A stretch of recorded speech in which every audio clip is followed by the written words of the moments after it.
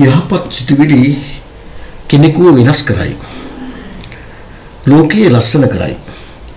ඉවන් වීඩියෝවක් මේ දවස්වල අන්තර්ජාලයේ සැරිසරනවා. ඉතින් ඔබත් බලලා මේ වෙනසක් කළ හැකිදයි බලන්න. එක්තරා කාන්තාවක් කෑම එකක් ඕඩර් කරලා ගොඩක් වෙලා බලා හිටියා. නමුත් කෑම ගේන තරුණයා පරක් වුණා.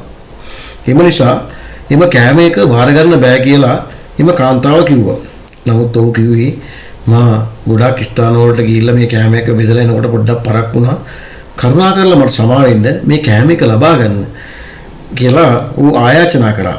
නමුත් කාන්තාවට කීන්ති ගිය පාර කෑම එක ගැහුවා පොලේ ගහලා ගිය ඇතුළට ගිහිල්ලා දොර වහගත්තා. නමුත් පරිසරයටයි බඩගින්නයි හඳුනන එම තරුණයා එම කෑම විසි කරපු තැන හිරලා තියෙන නිසා කෑම එක පැටිච්ච තැන පිරිසුදු කරන්න පටන් ගත්තා. පිරිසිදු කරනකොට තමයි දැක්කේ එම කාන්තාවගේ රන්මාලය වැටලා තියෙනවා. ඊපසුව ඔහු ගිහින් රන්මාලය අරගෙන නැවතත් දොරට තට්ටු කළා එම කාන්තාවට කතා කළා. තවත් ආවේගශීලීව එම කාන්තාවට කිව්වා මම කතා කරේ මගේ සල්ලි ගන්නවත් එහෙම නැත්නම් කෑම එක දෙන්නවත් නෙවෙයි.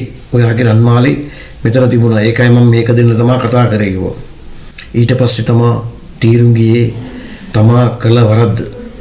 ඊපසුව එම කාන්තාව තරුණයාගෙන් සමාව ඉල්ලා ගියේ ඇතුළට ගොස් වතුර ටිකක් ගෙන ඇවිත් ඔහුගේ අත සෝදා ගන්නා ලෙස ඉල්ලා සිටියා. ඊපසුව ආයි නැවතත් ගෙදරට ගිහින් ගියේ ඇතුළට ගිහින් මුදල් අරන් ඇවිත් කෑම වලට වැඩිනුත් ඒ මුදල් දුන්නා. දීලා කිව්වා කරුණාකරලා මට සමා වෙලා මේ සල්ලි ගන්න කියලා.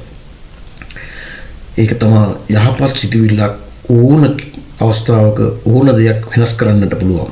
ඒ වගේම තමයි කේන්තිය හා ක්‍රෝධය අපිට බොහෝ දේවල් අහිමි කරන්න පුළුවන් කියන එක මෙම වීඩියෝ තුලින් ඔබ දකින්න ඇති.